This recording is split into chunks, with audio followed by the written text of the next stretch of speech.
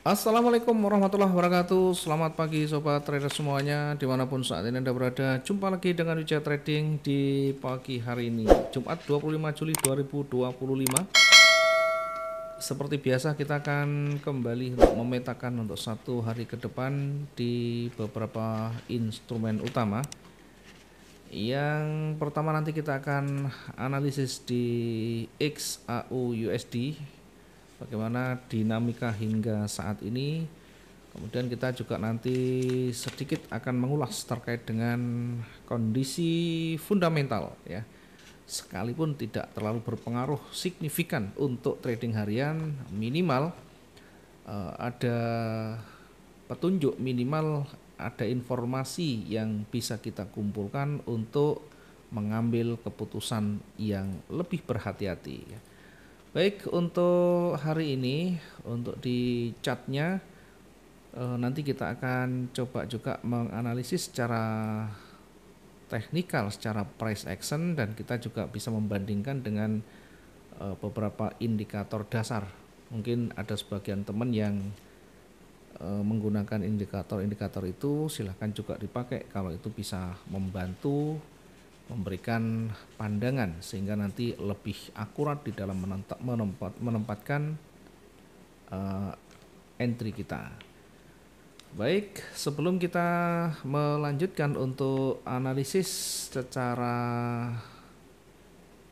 teknikal, saya akan coba untuk memberikan sedikit gambaran atau informasi ya terkait fundamental ya. Saya buat oret-oretan saja. Yang pertama dari sisi pasar saat ini ya. Yang pertama harga spot harga saat ini berada di kisaran ya, masih berada di kisaran 3365.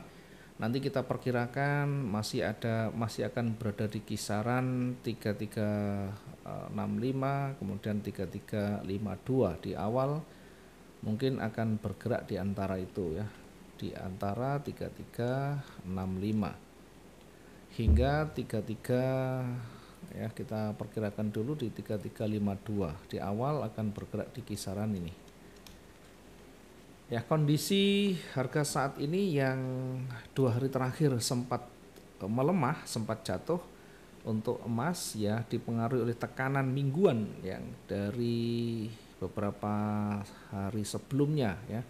Di hari-hari sebelumnya yang tampak tinggi setelah rally, kemudian mulai terbentur oleh resisten, mulai melemah, dan 2 hari terakhir kalau kita lihat di 2 hari terakhir ini sempat anjlok hingga terendah di 3351 ya dalam 2 hari terakhir.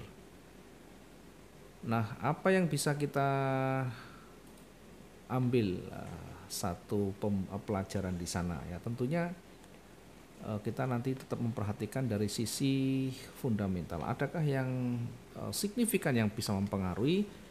Yang pertama kita lihat dari sisi nilai tukar ya, nilai tukar dulu.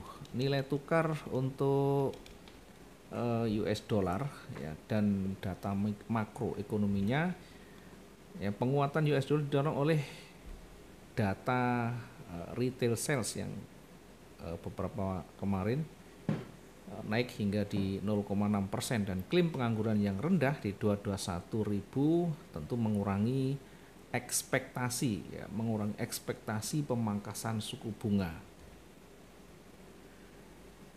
oleh Federal Reserve yang tentu memberikan tekanan negatif untuk emas jangka pendek ya. Dari sisi nilai tukar dan data makro tadi ada kenaikan atau penguatan data retail sales dan klaim pengangguran. Yang kedua dari sisi ketegangan, ada ketegangan geopolitik. Nah, dari sisi ketegangan geopolitik kita bisa baca dari berbagai media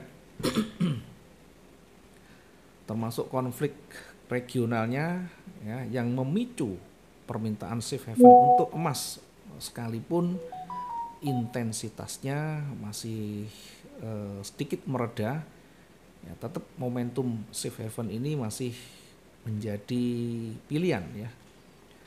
Emas menjadi pilihan, masih menjadi pilihan ya. Pembelian emas oleh bank sentral secara global oleh negara-negara berkembang juga ya tentu menjadikan permintaan emas ini juga patut diperhitungkan. Makin banyak peluang naik jika banyak permintaan oleh negara-negara berkembang ya.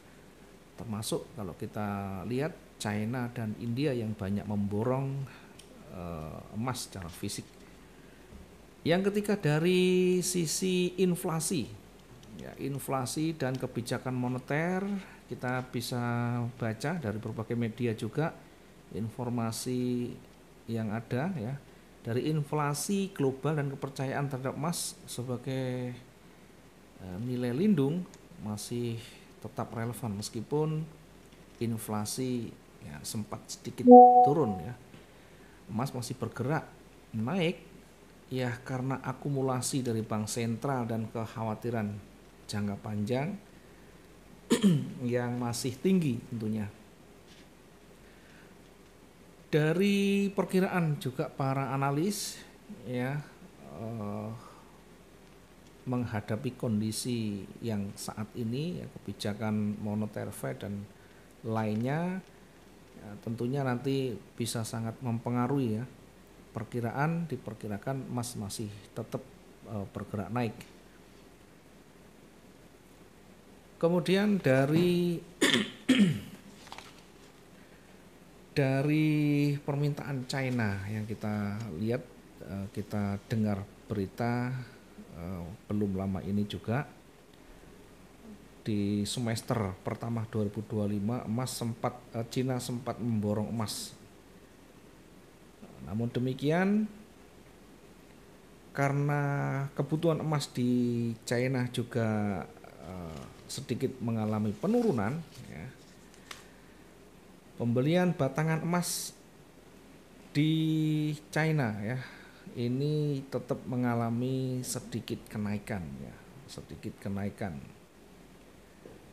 yakni kalau kita lihat secara data ini ada kenaikan sekitar 23,7%. Tentu mencerminkan betapa kuatnya permintaan fisik di tengah ketidakpastian ekonomi. Secara singkat kalau kita simpulkan dari beberapa berita yang ada di satu hari mendatang ya emas masih berpeluang bergerak cukup sempit koreksi sempit atau masih akan bergerak turun ya, sekalipun nanti bisa berpeluang terjadi rebound jika data Amerika Serikat tetap kuat dan dolar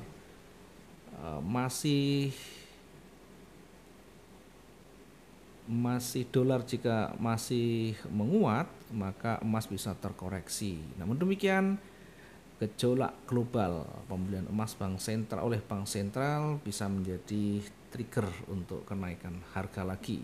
Secara keseluruhan momentum jangka panjang masih bullish, namun potensi tentu kita amati di kisaran 3.400 ya. Nanti kita lihat kalau dia kuat momentum bullish maka bisa lanjut ke 3.500 selama faktor makro mendukung.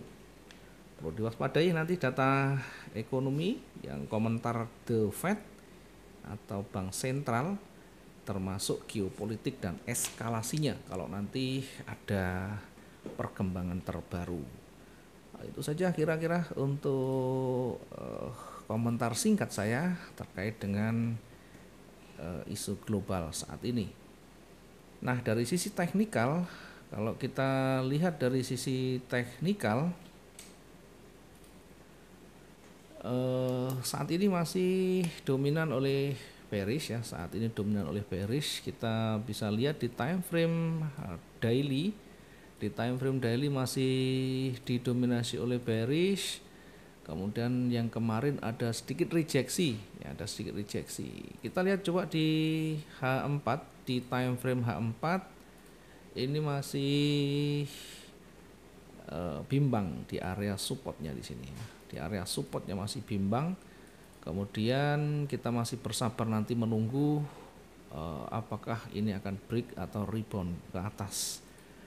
Kalau kita lihat dari rejeksinya, ini masih ada rejeksi dan berpeluang akan rebound, ya.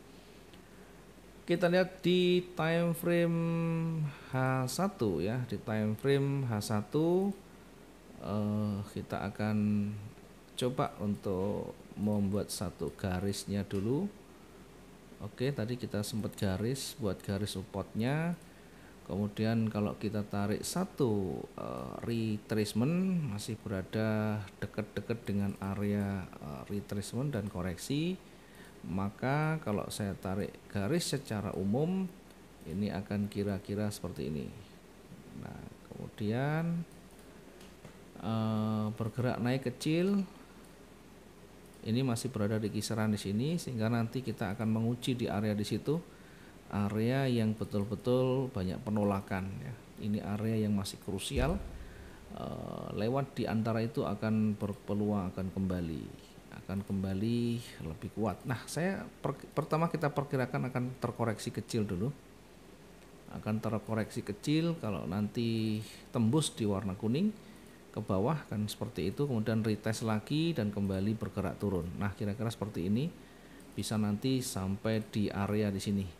Sementara untuk yang di atas nanti kita perkirakan kalau dia break itu akan sampai di resisten kecil yang terdekat, kemudian akan retest, kemudian akan kembali lagi ke atas ya. Kira-kira kalau kita tarik ke atas nanti akan berpeluang sampai pada kira-kira harga di sana ya, sampai berada di kira-kira harga di situ. Nah, nanti kita bisa menempatkan area-area pentingnya. Ini akan cukup mempengaruhi bagaimana nanti kita akan menempatkan posisi-posisi kita. Yang pertama, karena berpeluang koreksi, kita akan tempatkan dulu untuk menempatkan selnya di situ. Kita tempatkan selnya di kira-kira 3358. Oke, 3358. Kemudian untuk target kita akan perkirakan di 3345. Targetnya di area support di sini. Kalau kita tarik sekitar harga berapa tadi ya, 3345 ya. Oke, 3345. Kemudian untuk kelanjutan, kalau nanti ternyata tidak ada penolakan, momentum bearish masih kuat, ini kita akan lanjutkan untuk target yang kedua di kira-kira 3332. Oke, ini untuk target yang pertama tadi kira-kira 3345. Kemudian target yang kedua 3332. Nah, ini adalah area-area penting yang nanti juga menjadi area uji bearish ya. Kita tandai warna yang berbeda untuk kehati-hatian.